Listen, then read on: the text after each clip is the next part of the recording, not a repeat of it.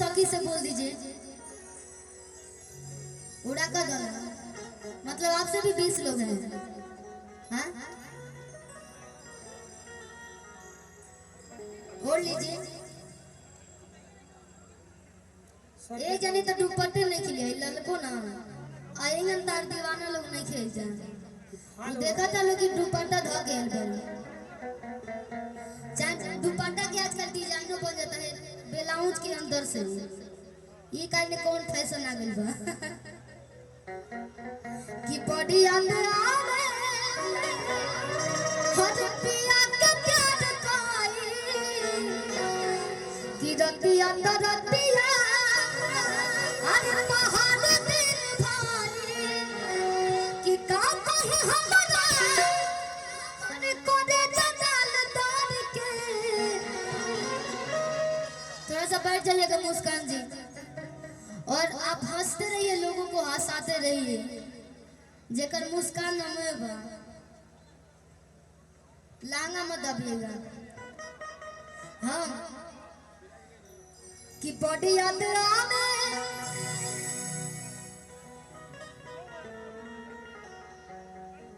कि रति अंदर रतिया अरे पहाड़ दिल भाई कि काम कहे हमरा कोदे जंजाल दौड़ के। अच्छा एमन से केहू के शादी भइल बा कि ना? हां नहीं के भइल? सब एक कुंवार बड़ लोग कुंवार बालो ना सब लोग। हां ई कहा तेरे बॉयफ्रेंड घरे बारे हैं तबे कहते हैं घूंघट काढ़े में काहे परेशानी होता। अब केहू दाता नहीं के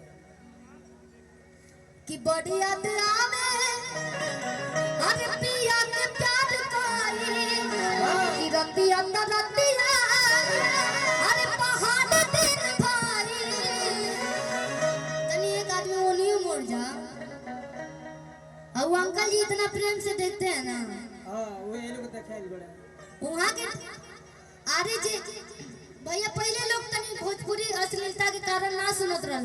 हां लेकिन अब बुढ़ऊ लोग भी मोबाइल बजा देता सुनता सारा गाना कि का कही हमरा अरे कोदे जंजाल दौड़ के कि का कही हमरा अरे कोदे जंजाल दौड़ के। दिल बहले बहले हो दिल बहले बहले राजा तू चल भर के दिल बहले बहले राजा तू चल भर के। बॉडी अंदर आवे याद प्यार भाई रति अंदर रतिया पहाड़ दिन भाई क्या बात है दिल से प्यार भाई रति अंदर रतिया पहाड़ दिन भाई। काम कहे हमरा कोदे जंजाल दौड़ के काम कहे हमरा कोदे जंजाल दौड़ के।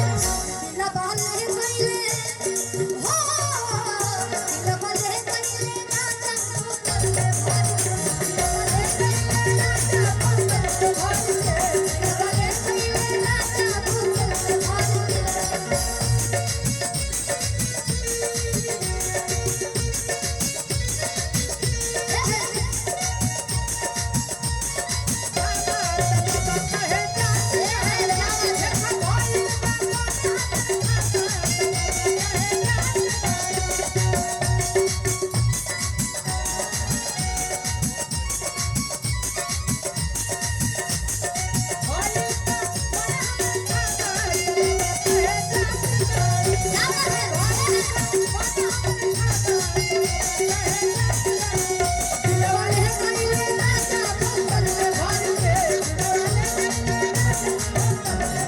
एक और सूचना देता नहीं और हमने गांधी गर्व के बात में हां कि यूपी पुलिस प्रशासन से आप लोग बच के रहिए। काहे कि एवरा 1 नंबर में चलता हमने के यूपी प्रशासन के भी कतार यूपी में तो तगड़ा प्रशासन है। कोनो भी केहू छेड़छाड़ करके बच ना पाए। एक बार प्रशासन खातिर आप लोग ताली बजा दीजिए भैया। हां ताली बजाओ हुल्ला करते कहे का हां हां देशो जते में गवना अगर सर लोग और मैम लोग नहीं रहे तो हम लोग सुरक्षित पहले जैसे कहाँ बा? कहाँ बा? पहले बहुत ही मर्डर होत रहे। हाँ, एबरा 12 बजे 1 बजे केहू कहीं चल जाए। हाँ एके के मालिक तो ये लोग बानी ना, रक्षा जी करता। और कहीं भी फंक्शन हो के चाहे आप लोग देख लो कब एबरे दुर्गा पूजा में बहुत ज्यादा सपोर्ट रहा और कोनो भी प्रकार के दिक्कत परेशानी ना भइल भैया। बहुत अच्छा से मूर्ति के विसर्जन भइल और सो भी हम उम्मीद करता नहीं कि भैया थोड़ा सा भी छेड़छाड़ मत कीजिएगा आप लोग और लाइट से दूरी बना के कहेगा आधे से में कवना आधे वाला बेदरादी कि छूटल न रहे गाना के हरदी। अरे छूटल न रहे देखी तो गाना के हरदी छूट गई बा लेकिन अबे पियर पियर लोगों दा अब तक बिया है कि सोने में कवना गाना बेटा छूट न रहे गाना के हरदी छूट न रहे कि चारों दिन न रहो जीवा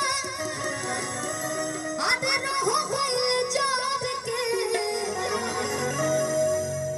चाहे केतनो बिजनेसमैन होके पति दुबई अरब कहीं भी कमास कईयो लाख कमास लेकिन शादी भई जबले 1-2 महीना घरे रहिए ना तले कौने काम के कमाई। हाँ तनी हाँ में हाँ मिलाई सही भाभी जी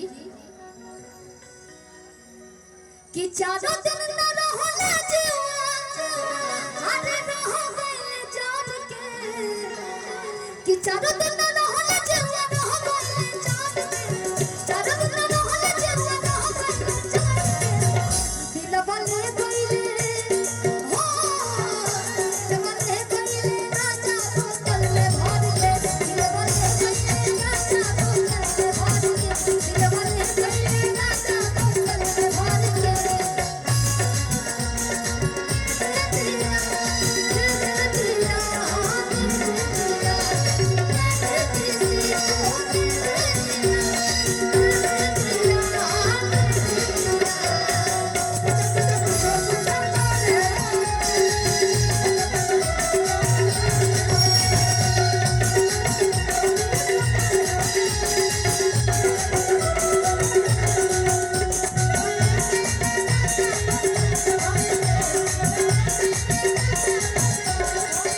अभी याद आई बड़ा नीमन कुछ एमन हर टाइप के लोग आवेला।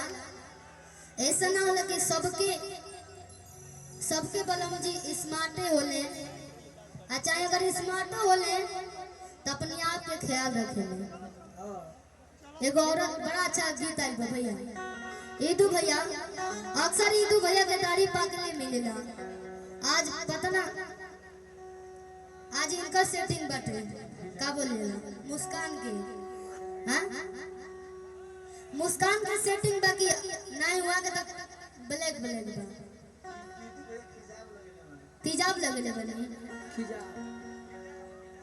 तो मैं समझते कि तेजाब लगी तो का होई मुंह में साफ हो जाए दाढ़ी तो दाढ़ी है भैया। हाँ बड़ा सुंदर गीत बा हाँ कि पिया अपन मुँह